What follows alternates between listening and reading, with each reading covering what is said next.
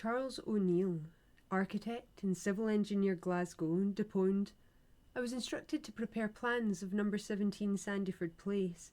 I first went there on the 8th of July. The dead body of the woman was still there.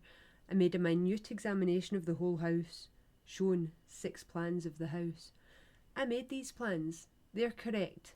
They mention what they are.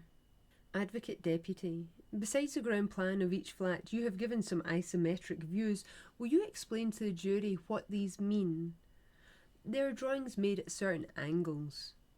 It is merely to explain the plans more clearly. Yes.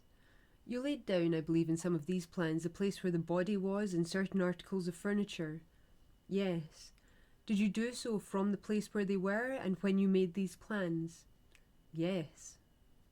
Mr. Clerk, will you show me the ground plan? Lord Deas, interrupting Mr. Clark and addressing the witness.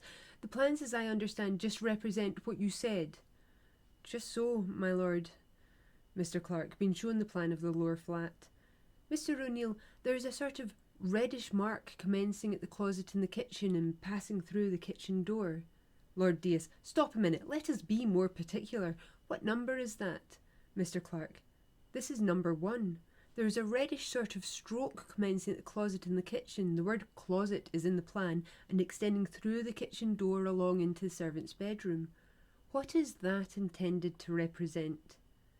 In the kitchen it shows where the floor appeared to have been washed. In the lobby it shows that there was a mark as if something wet had been dragged along it into the bedroom.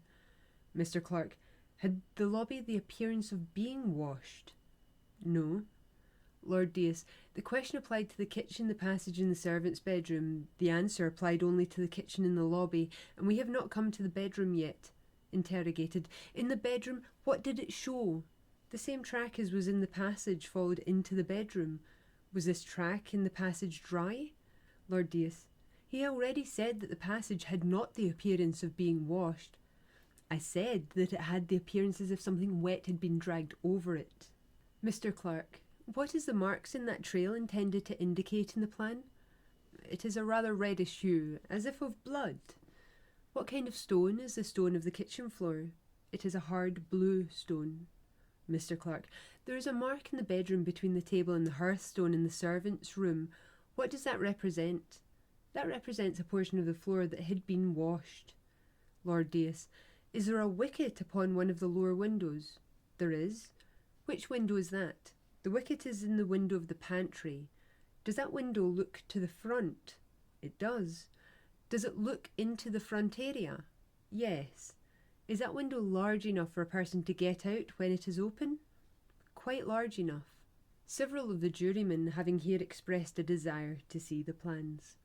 Lord Deas said, Gentlemen, if any of you wish to see a particular plan, you can have it, but according to any experience I have had, the less you and I confuse ourselves with plans, the better.